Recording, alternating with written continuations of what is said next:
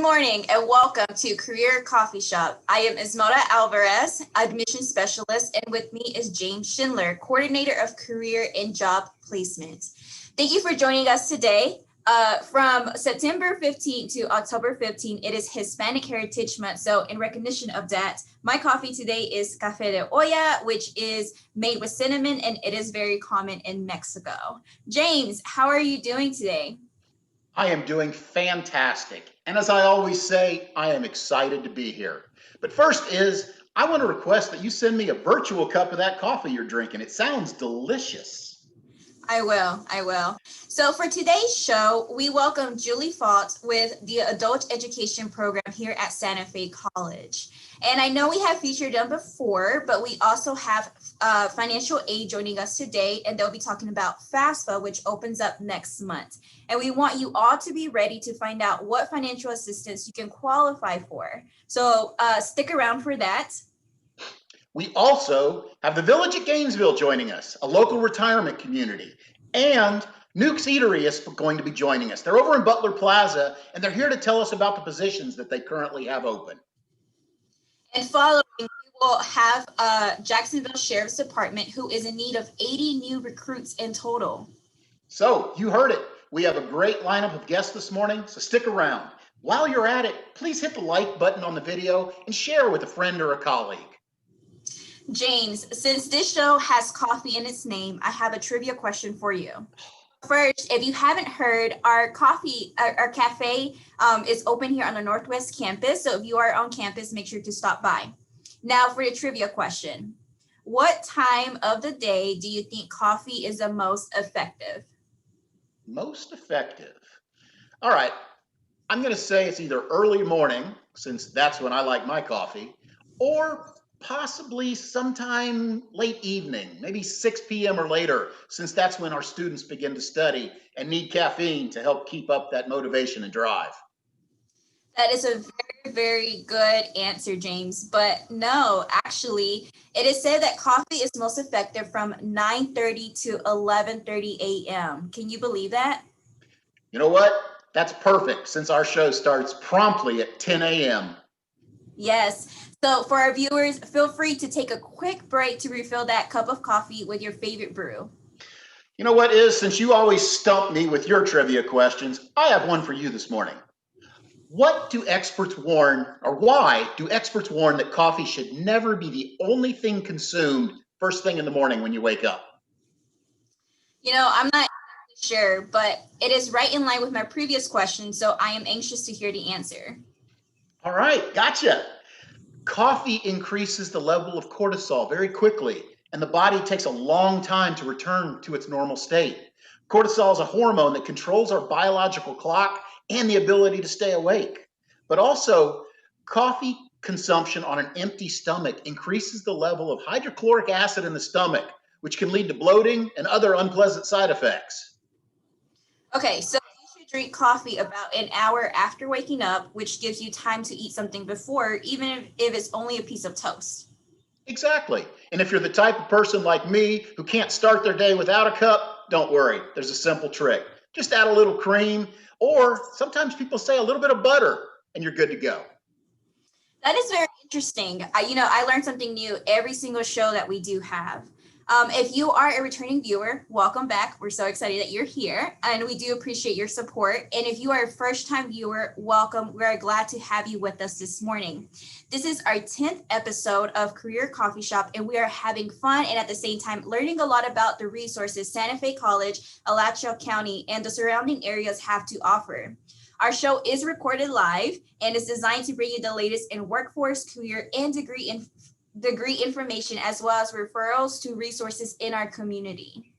If you have questions as we work our way through the presentations, please submit them via the chat function, and we'll do our best to address them during the broadcast or get them to the appropriate department for follow-up. With that said, I want to introduce our first guest. Julie Falt runs the Adult Education Program here at Santa Fe. She does an amazing job preparing students to face the challenges college brings. And if I may, Julie, you are one of the nicest people here on the Santa Fe campus. Julie, welcome. The floor is yours. Thank you very much, James. That's kind of you. And thanks to you and to Iz for inviting me.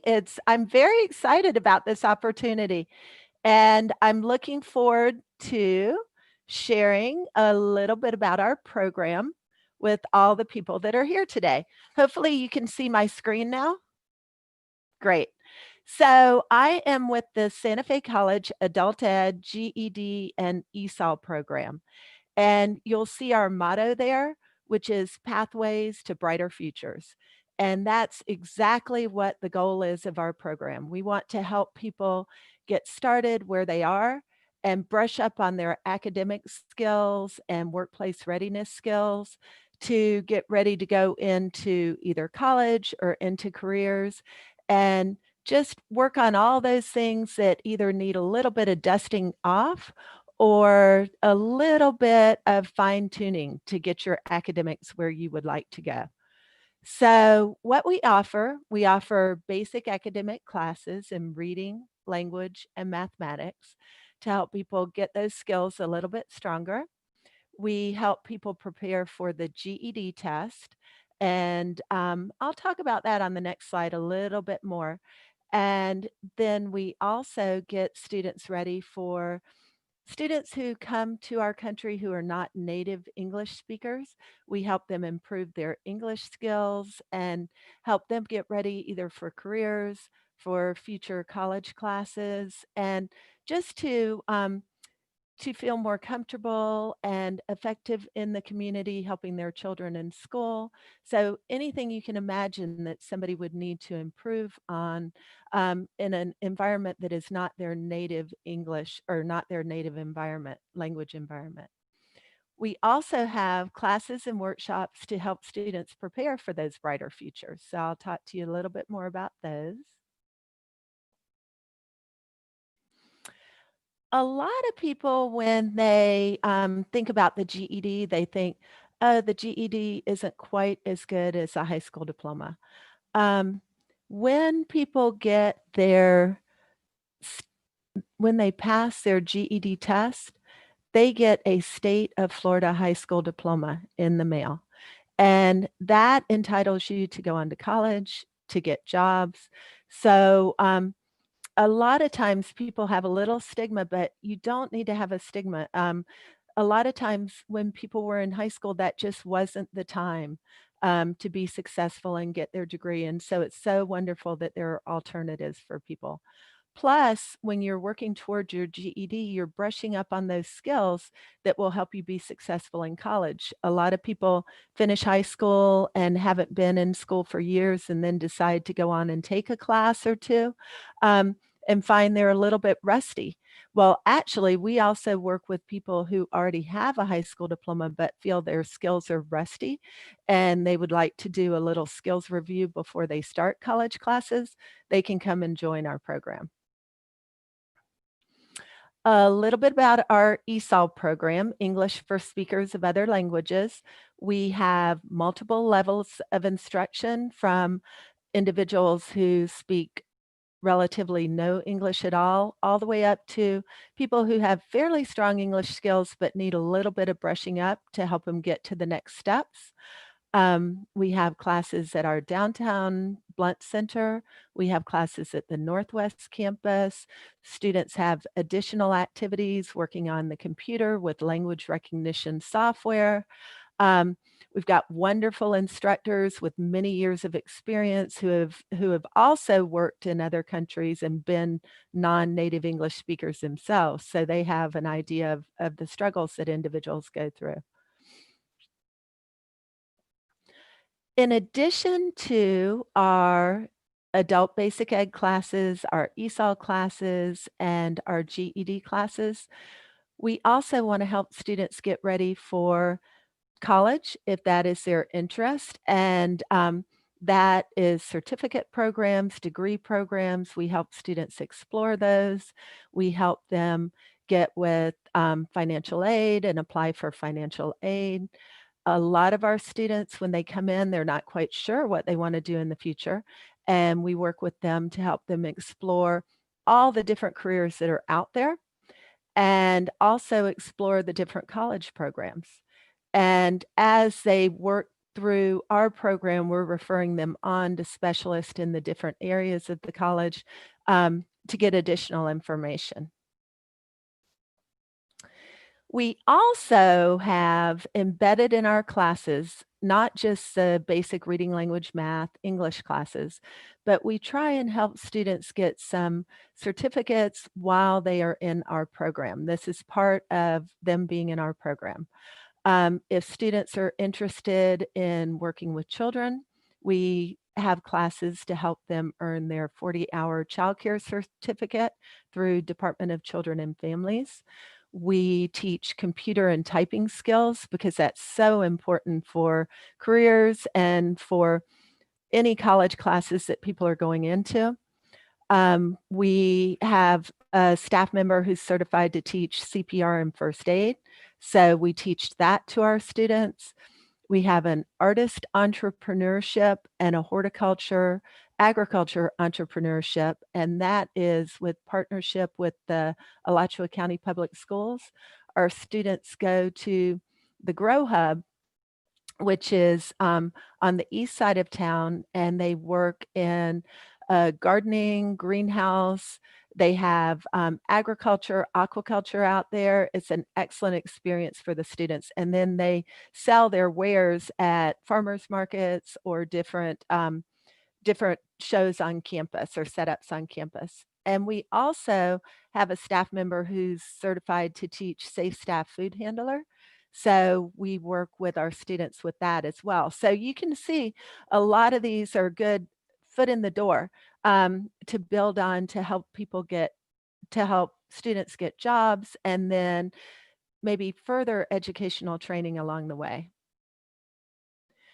And then finally, in addition to the other career prep that we offer, we have students who go into the Certified Nursing Assistant program.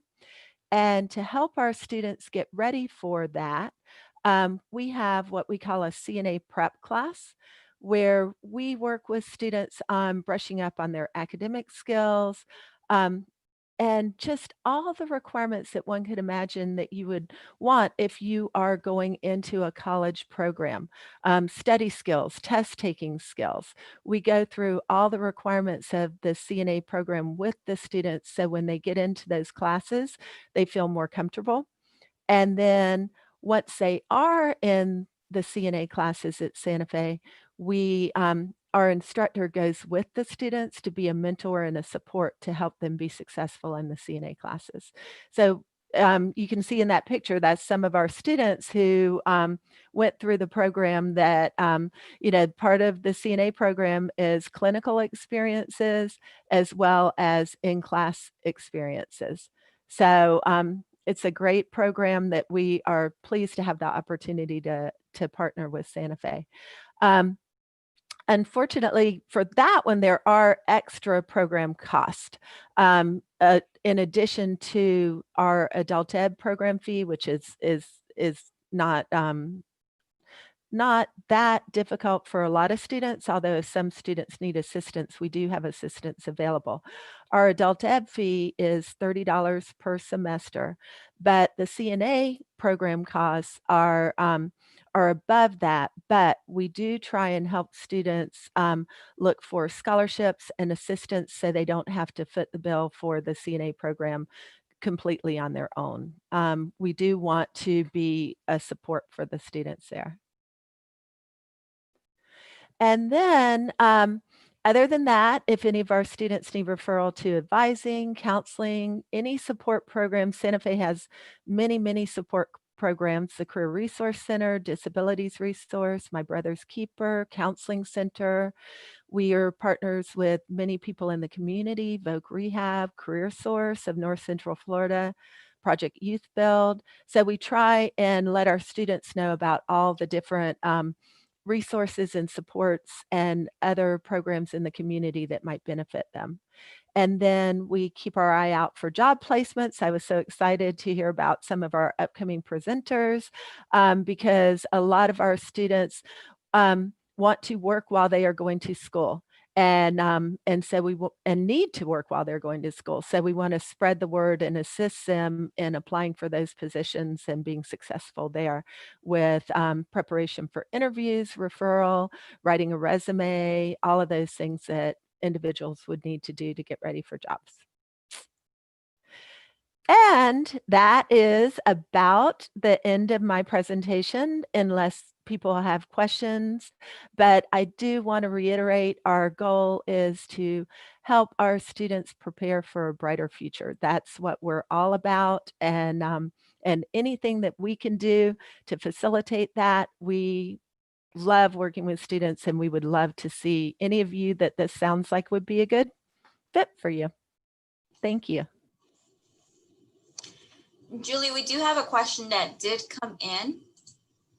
And that question was, is citizenship required to enter the ESOL program or any of the other programs? Say it again, citizenship? Yes. Is citizenship required to enter the ESOL programs or any of the other ones? No, citizenship is not required.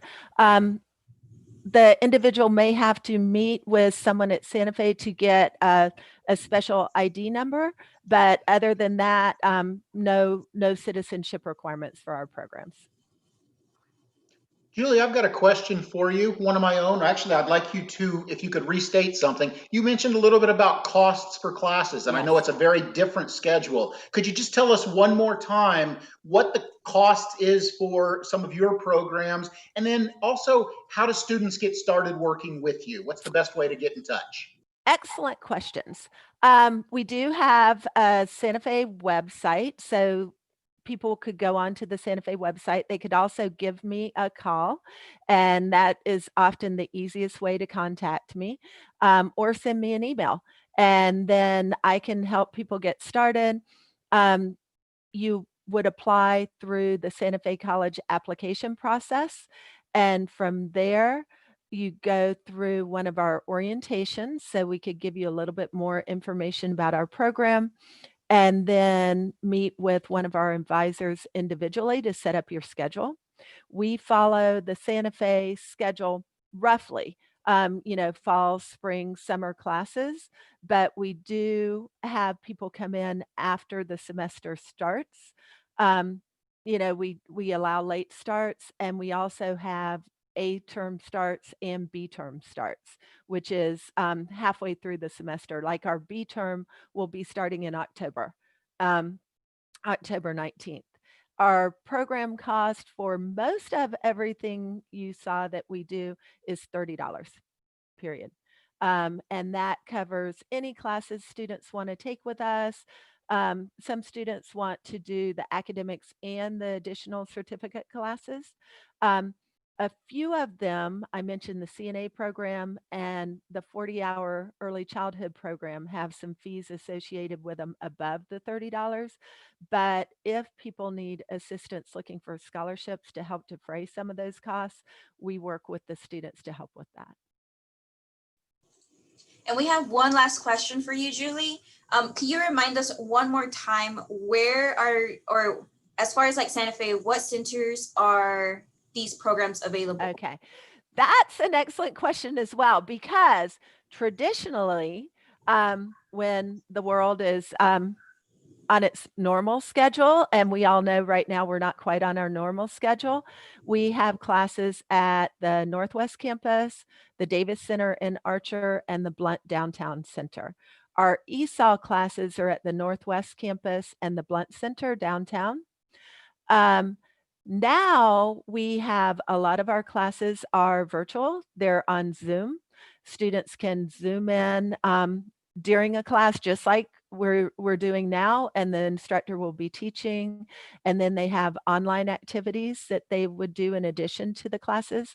But we also, because we know online learning isn't for everyone, we do have some face-to-face instruction at our downtown campus and at the Northwest Campus, and in a couple of our ESOL classes, following all the social distancing and masking requirements so that everybody stays safe. Okay, thank you so much for being here, and thank you so much for sharing this information. I know a lot of students really find value in these programs. I've had students come through the admissions office and just ask questions about all of your programs, and I think it's absolutely wonderful. So thank you once again for being here. Well, thank you for having me. I'm looking forward to hearing everybody else. And for those that need to work on their English language skills, I've done some presentations with those classes, and I can tell you personally, they are incredible. So check them out. And if you are planning on enrolling in the semester, whether it is this semester or next semester, you have probably heard the word financial aid. Well, we have the right person to speak about that, and I will let Colin take it away. Good morning, everybody. I'm excited to be here and to talk with you all a little bit about financial aid at Santa Fe College, although the information that I'm going to give you today is broadly applicable to just about anywhere you would attend that has federal financial aid programs. So there may be some Santa Fe specific stuff here, and we would love if you would come and attend at Santa Fe, but if your plan is to attend elsewhere, this information will be useful for you as well. Just gonna pull up my presentation here and get started. So the main thing that I'm here to discuss with you today is the fact that on October 1st, so just a few days away now, the Fafsa for the 2021-2022 school year is going to be opening up. Yes, that means next fall in 2021 is what this Fafsa is for. But it opens on October 1st. And the reason that we are encouraging people to go ahead and fill that out, whether you're already enrolled in school or if you're planning on attending next fall, is there are several limited fund programs that are kind of first come, first served.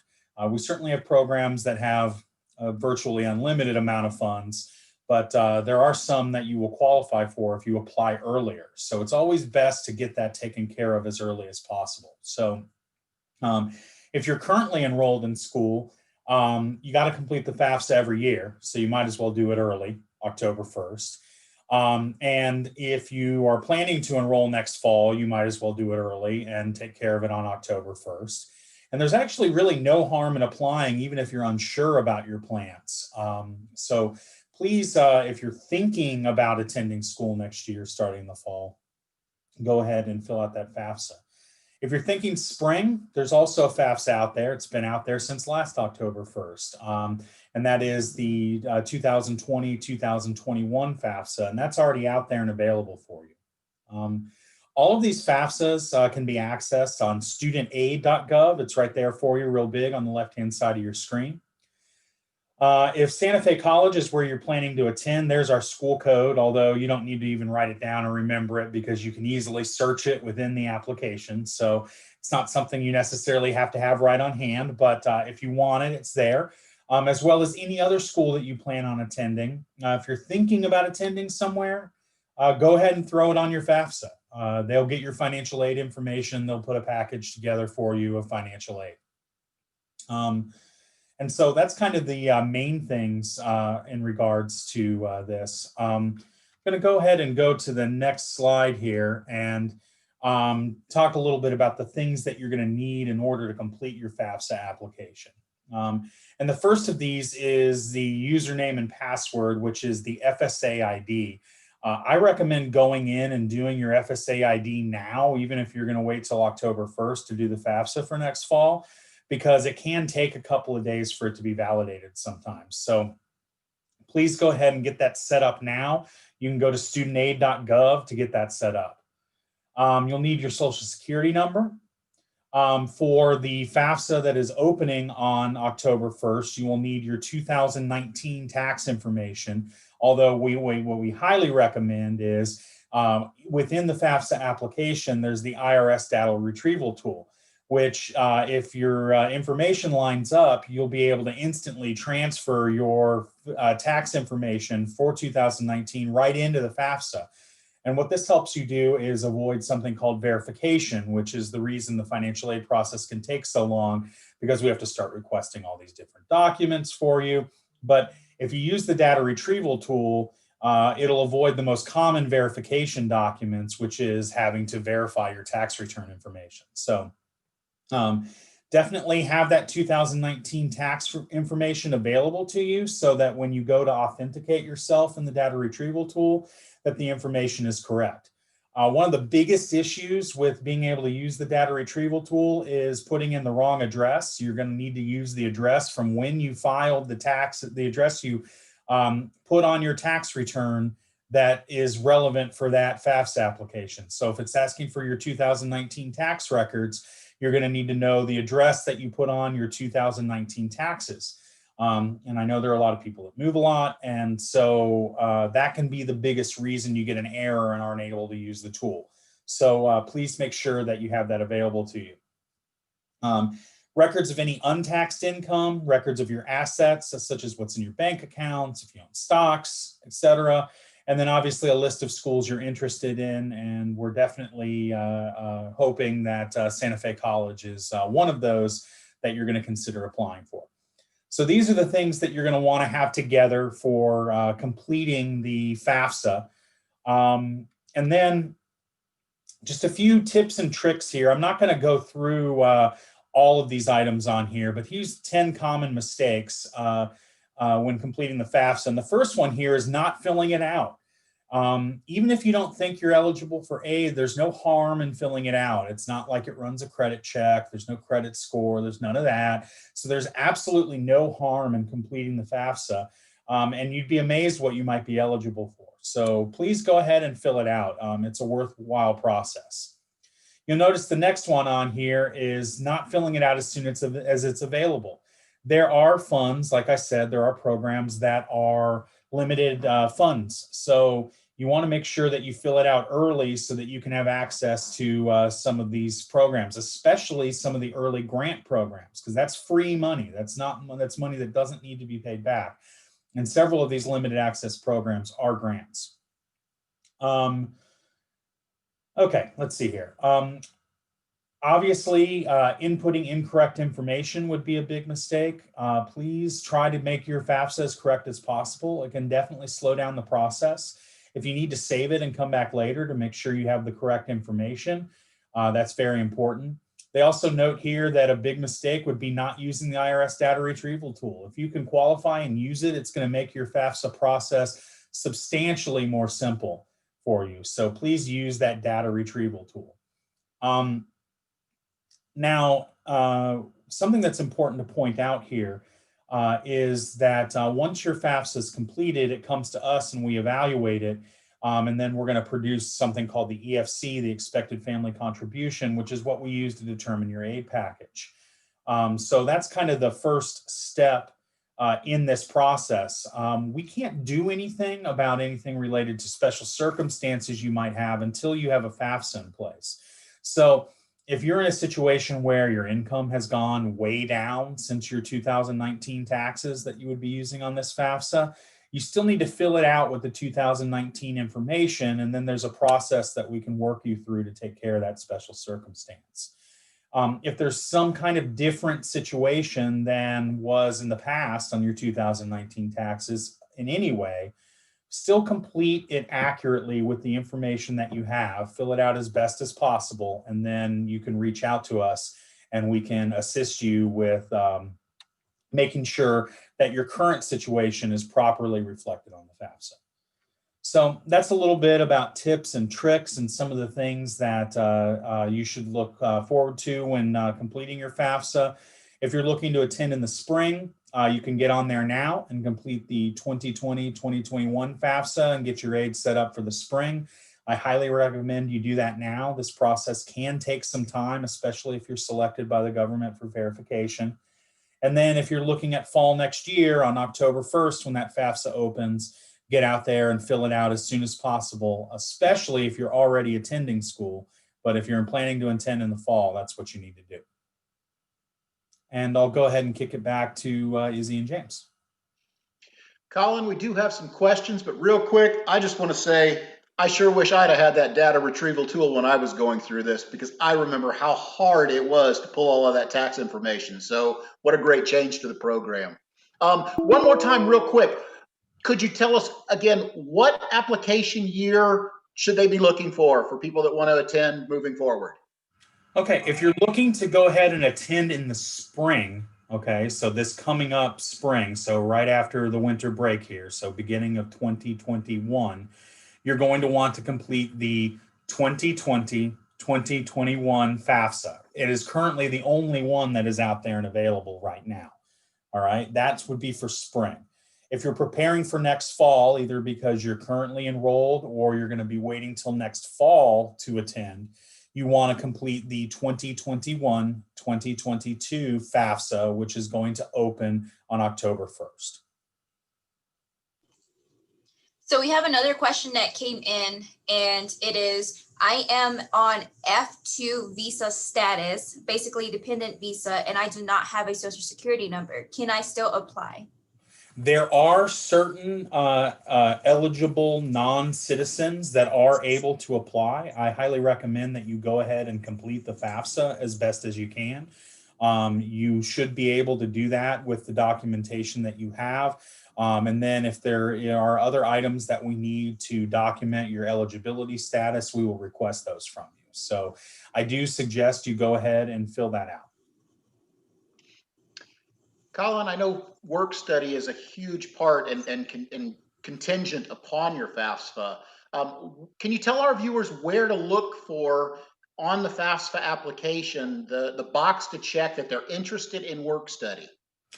Yeah, question number 31 on the FAFSA is the federal work study question, and it asks you if you're interested, and it's a simple yes or no answer. We highly recommend that people always check yes on this. If you get a work study award and then decide you don't want it, you can always decline it, and then we will offer that opportunity to someone else. But federal work study is a great opportunity to get a basically guaranteed job working on campus while you're in school, and it's a job that's going to be flexible with your school schedule and give you an opportunity to interact with students and members of the staff at the college. So it can be very beneficial in a number of ways. A lot of times work study jobs, once you complete your degree, end up sometimes transitioning even into full-time opportunities because you've been able to be exposed to the college and some of the key people there, and they're interested in your talents and they want you to come on board when you're done. And then final question for you, Colin. Can you tell us about the different types of education loans? I know loans is a scary word, but can you tell us the difference? Okay. Well, the primary sources of financial aid are grants, and then scholarships too, which basically function as a grant. They're just typically competitive based on merit aspects. But so you have scholarships and grants kind of in one bucket, money that does not have to be paid back, and then loans where you do have to pay back that money that you borrowed with interest. So those are kind of the two things as far as financial aid goes. I'm going to flip here real quick to this types of aid available screen and just go ahead and show you here grants, scholarships, work study, which we just talked about, and loans. These are kind of the four key ways to finance an education beyond your own savings and self-paying for your classes. If we were going to talk about this real quick, if we're going to talk about loans, I'd be remiss if I didn't talk about grants too. So I apologize for kind of going off topic a little bit here. But, the grants are kind of the best way to finance an education because they are money that does not need to be paid back. This first program on your screen here, the Pell Grant, it's the largest federal grant program. Funds are always available. It's based on financial need. If you were to have a 0 EFC, that number we use to calculate your package, meaning that your aid package, meaning that you're a lower income student, you could qualify for $3,000 a semester. Hey, Colin, can I interrupt real quick? Yeah, sure. We don't see the shared screen. Oh. There it is. I'll be back now. Not sure what happened to that. Oh, no problem. My apologies. That's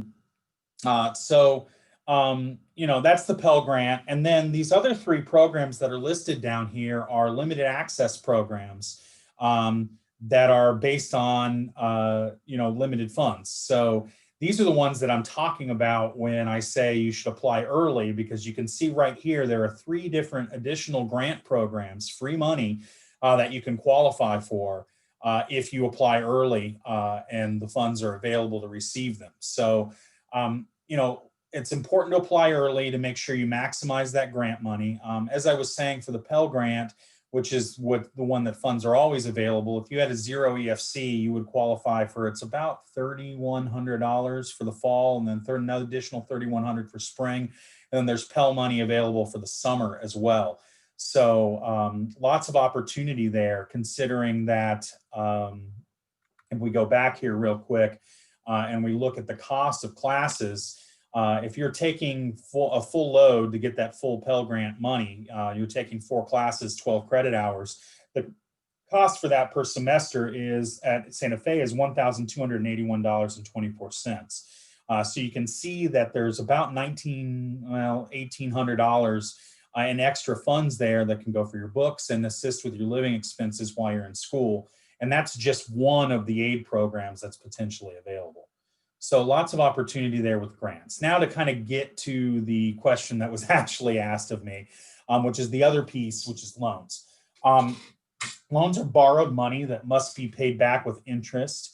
But loans through the Fafsa program, through federal financial aid, have many benefits compared to loans from banks and private loans, including fixed interest rates, income-driven repayment plans, and even some loan forgiveness programs. If you're going to borrow for school, you're much better off applying with the Fafsa and taking federal student loans before you are going to a bank and getting a private loan for your education.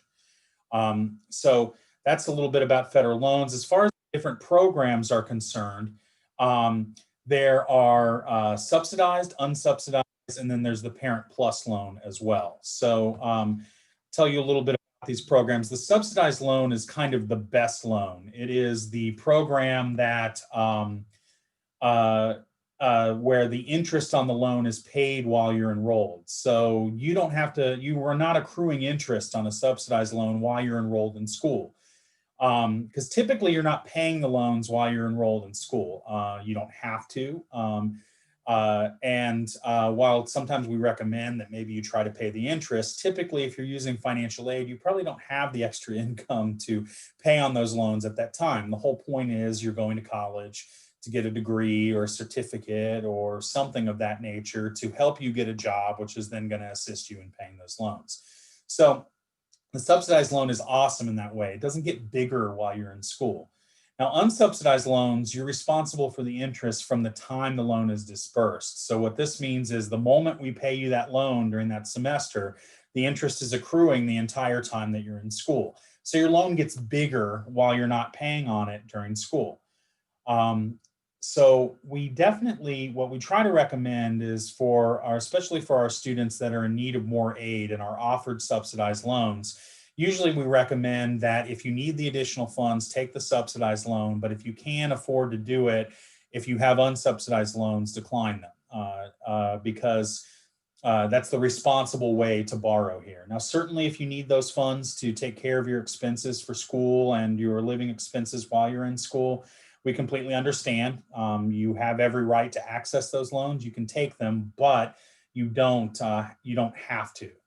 And we try to encourage students to borrow as little as possible, borrow only what you need. Finally, if for some reason the expenses for your college costs exceed what is available to you through federal financial aid, through loans and grants programs, there's the Parent Plus loan. If you are a dependent student, and pretty much for financial aid purposes, anyone under the age of 24 is considered dependent.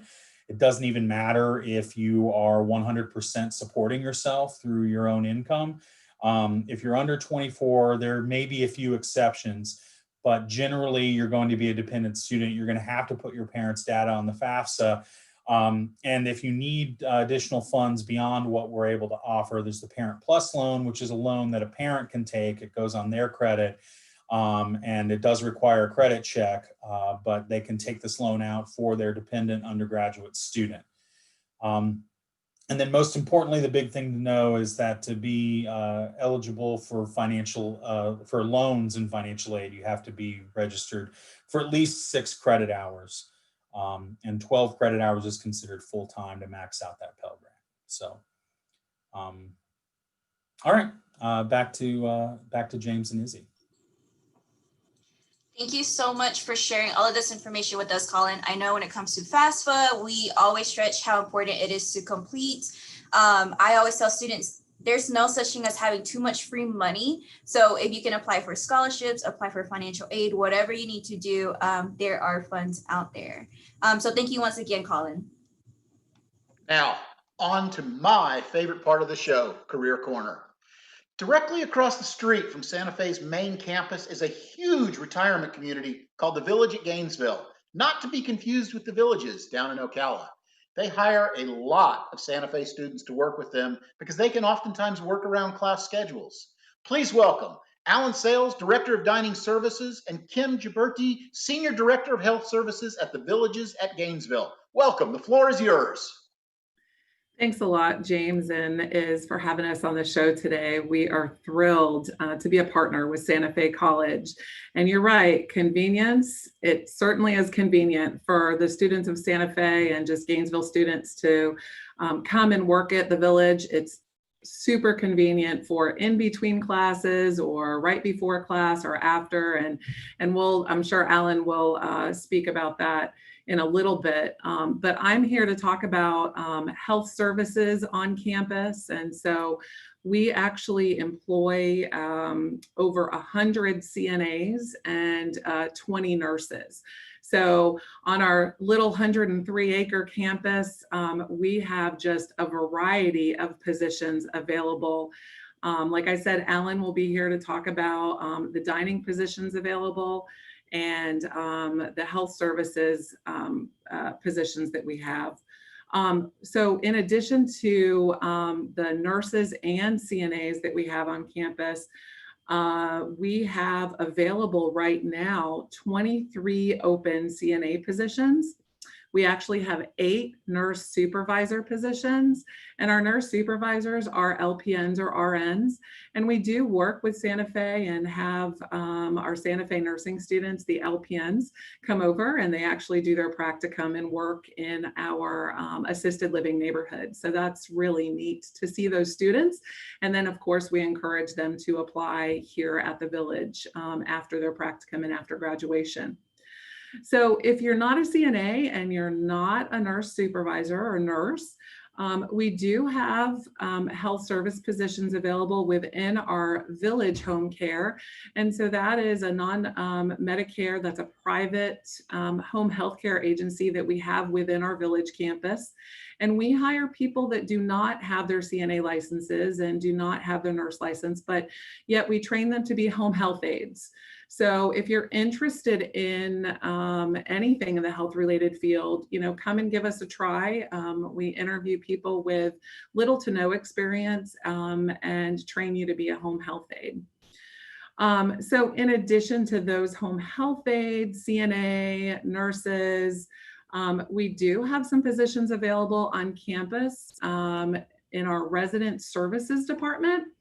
And so resident services include security. So I don't know how many of you have been by our campus, but we do have a security guard and that is staffed 24/7. So we're always looking for, security guards for day, eves, and night shifts. And also environmental services. So we are always in need of housekeepers. Of course, we prefer experience, but it is not required. We did post on the Santa Fe job board. We did that this week. And James, thank you for confirming that all those went through. And then also you can find us on Indeed as well as on our Village at Gainesville website. So, we're always looking for individuals that are committed to delivering the highest quality retirement experience to every resident here on campus every day. We do have over 500 independent living residents that we provide care to or dining experience and programming. And then we have up to 140 assisted living / memory support residents. When you're hired at the Village, you work for the Village. And so if I needed to go help Alan make some eggs today, then that's what I'm going to do. Thank goodness he doesn't need me to help make eggs because I'm not really good at that. But we are a team here at the Village, and no matter what department we're hired into, we all fit and are interviewed for that Village culture, which is a culture of care and compassion, and providing our resident choices and maintaining their independence and dignity. So we're looking for those special people that can come really make a difference here at the Village. And with that being said, I'm going to hand it over to Alan, our Director of Dining Services. Thank you, Kim. My name is Alan Sayles. I'm the Dining Service Director here at the Village. We have a variety of positions, and really the majority of students that we hire from Santa Fe are looking for extra money to get through college, and those are mostly my server positions. I have a staff of about 130 to 140 people. We do understand that we are a way to get you money to get you to your final goal. We know your priority is college, and we do work around that. We have an abundance of shifts, schedules that can work around about any schedule I have ever seen for your classes. We are opening a brand new Starbucks bistro here, so we also have positions in that, and we have full service dining rooms from casual to fine dining. If you are looking for a career, we also have that path here. I don't only have servers, I have baristas, I have host people, we have cooks, chefs, sous chefs, executive chefs, and we're lucky enough to have, honestly, I'm a little biased, probably the best executive chef in town. He is a master chef, and he has served 4 sitting presidents, and we're very lucky to have Edwin Shawley here to mentor people. He is all about mentoring people and moving them on to the next level. He's in the kitchen every day. He's not what you would call a new type executive chef that's administrative. He is hands-on and teaching. Everybody was amazed. We brought in a 40-pound tuna a few days ago, and he showed everybody how to clean it head to tail. And we believe in fresh food. We believe in the best food we can possibly provide. But I also, besides the culinary side, have supervisors. I have assistant managers. I have an assistant living manager. I have an independent living manager. So I have a variety of roles, a variety of positions. So whether you're looking for dining services just for income, we have that. And if you're looking for a career, we can definitely help you with that. We're just excited to be partnered with Santa Fe College, and the location is very convenient. All you have to do is walk across the street, and we're right here. So please apply. We are on your job board, and look forward to hearing from you. We do have a question that came in. And so the question is, are your operations 24 hours? And can you tell us some of the ways you are able to accommodate student schedules? Sure. I think, well, Alan, we can both comment on this for sure. But yes, we are 24-hour operations. Of course, dining is not, but health services is, as well as security. And we do have late evening shifts as well in our housekeeping and some of our other departments. So we are very good, I think, a Village as a whole, whether it's health services or dining. In fact, Alan's team and my team, we make up a majority of the associates here at the Village. And so we almost have 400 associates. And I'd say a good, I don't know, Alan, you can correct me, but I'd say almost half of those are either students or people that are searching for the right field, just getting a feel for what they want to do. So we do have a lot of younger people that apply. And that's great, but we also like our seniors too, and our residents love those seniors. As far as flexibility as schedules, I think Alan probably in dining has the most flexible, but I had alluded to that we also have home care, and home care schedules can vary. So we could accommodate a school schedule very easily by just letting us know your availability and plugging you into those, 2-hour time slots or 3-hour time slots. So there's a lot of flexibility in dining as well as health services. And Alan, you might want to comment on the way that you work with students in the dining venues. I have a variety of shifts in dining. Basically, earliest person that comes in the morning is about 5 o'clock, and we do work till about 9 in the evening. So if you can work any of those hours 7 days a week, I have students that work anything from 1 shift a week, which is on Saturdays, to 4 to 5 shifts. The biggest thing I honestly talk to students about is your education is more important, however we can accommodate that. How I just don't want students to overdo it with work to make their school suffer, because that's a priority. But any times between 5 in the morning and 9 at night, if you have availability, we can work with you. I will comment too that we have a lot of scholarship opportunities available. So whether you're receiving financial aid or not, through our foundation and our generous residents, we are able to provide, this year we provided over $20,000 in student scholarships. A lot of those scholarships did go to Santa Fe and to UF. But we do have, talk about flexibility and schedule. We do have several students that work as CNAs, and they work PRN, and they go to Florida State University, they go to Florida Southern College, pretty much all over the state, and they're able to pick up those shifts once a month or twice a month. And as long as they maintain, of course, you know, the education and the mandatory classes, we're able to accommodate those types of schedules as well. But scholarships, our students love it. And that's one of the reasons why we do have a lot of people that stay on for throughout their education. So we see a lot of younger people stay with the village. They may even start out in dining, and then they take a Santa Fe course and they become a CNA, and then they transfer over to health services.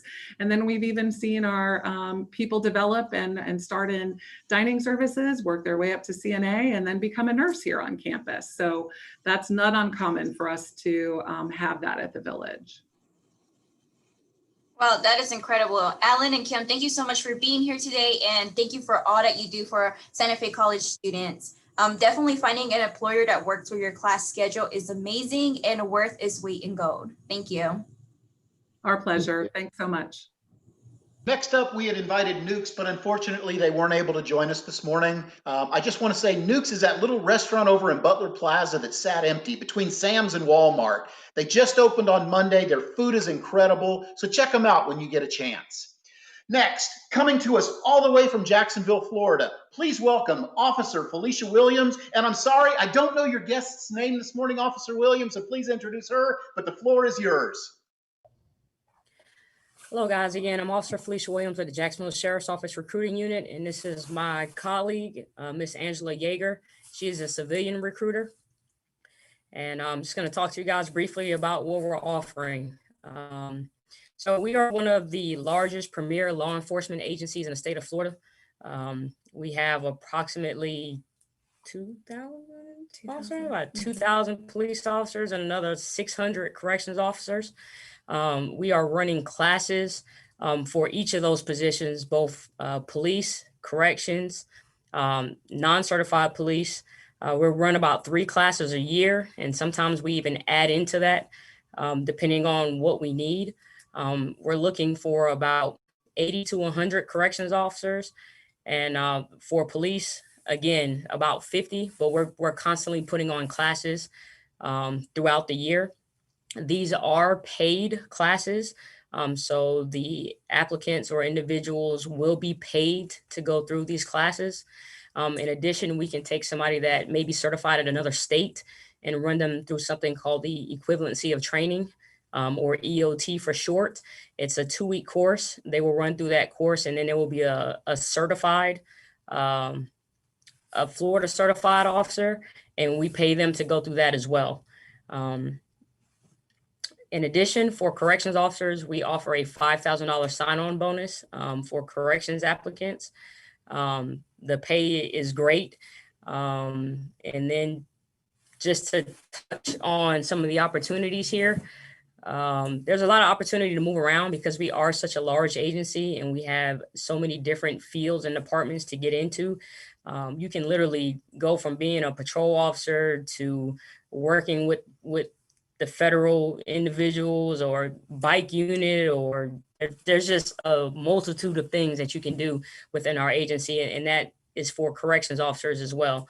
You don't have to be like your typical correction officer that you may see on TV. In addition, we have step raises here. So every certain amount of years, you will receive a raise just for coming to work every day and putting your uniform on. We offer tuition reimbursement. There's a lot of room for advancement, and it's just a great place to work from an officer standpoint. So I'm going to turn it over to Ms. Yeager. Thank you, Officer Williams. So I know that for those who are viewing, we thank you so much for taking the time to learn a little bit more about the Jacksonville Sheriff's Office. As with everyone, I think we have a desire to serve our community, our local community, in every way, shape, or form that we can. Working for the Jacksonville Sheriff's Office is an opportunity for individuals to make a difference, whether it's a uniformed officer or if it's on the civilian side. So what's very unique about our agency, and I've worked in the private sector, and this is my first city position that I've had, it's think corporate America, but we utilize our officers' backgrounds. So we do have officers that have dedicated time on patrol, but they're also in marketing, or maybe they may be special investigations. With that, we sprinkle in our civilians. So we are that support role to our uniformed officers. So if clerical work is more of something we like to do, if you would like to be that voice that can make a difference for someone in an emergency situation over the phone, that's a way that you can serve. And that starts off, you just have to be 18 years of age or older, and that's a police emergency communications officer. But we also have other full-time year-round opportunities. We've got IT, budget, HR. If you were to go online right now, you would see automobile truck technician that we're looking for that assists with all of our vehicle fleet that we have. A training specialist. So if training is your background, if training is your passion, that's another opportunity that you can serve your community on the civilian side. If IT is your background, I can turn on a computer and that's about it. But we're looking for a SharePoint web developer with our IT department, as well as a network security analyst. So that's just what we have right now. So I always encourage everyone, view what's available on the website because it can frequently change. And I did want to point out many factors can influence our decision about new job ventures, new employment ventures. I attended the University of Florida over in Gainesville, so we're not that far away. So for those who are looking to transition from college over here, there's a lot of things that's great about us benefit-wise. You can start with us and you can make a career out of it. We've had those that have started as a police emergency communications officer, and now they are chiefs of our agency. So I always like to say, lay a foundation and it will give back tenfold. We offer a great, just real quick, and I do apologize if I'm taking too much time, great health insurance, great pay, great benefit plan. For civilians, there is a 20% contribution plan that we are offered. It's a 401A.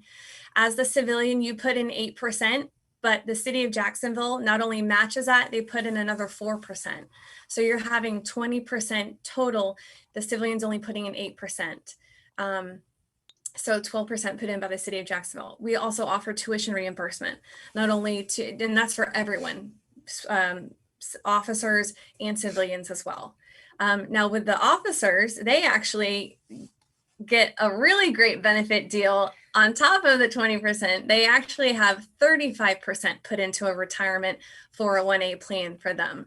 So they're putting in it's about roughly 10%, and 25% is put in by the city of Jacksonville. So I don't know if you wanted to touch on any of that or. No, in addition to what she's saying, that we put in 10%, the city of Jacksonville puts in 25%, you're vested in 3 years. So after 3 years, if you decide that, being an officer, may not be for you and you want to transition elsewhere, after 3 years, you take everything in that account with you. just think, that's just, as I mentioned, for me, I'm a single mom, and I've worked in the private sector, and I've never had retirement offered to me. And this is a way that, among other things, because it's a really great agency. I come from the world of hospitality. It's a home away from home. And I think that's the most important thing, or one of them at least. And I think that you would find that here at JSO. Thank you, Officer Williams and Officer Yeager, for joining us today all the way from Jacksonville and helping us all understand what it takes to become a law enforcement officer. You can also find these jobs and many other jobs on the sfcollege.edu website under the local jobs tab. Well, we're out of time. That's our show for today. From all of us at Career Coffee Shop, while we weather the storm, our guests and all of us at Santa Fe College want you to know we're here for you and we're committed to your success. Thank you, stay safe, and enjoy the rest of your day. See you October 8th at 10 o'clock.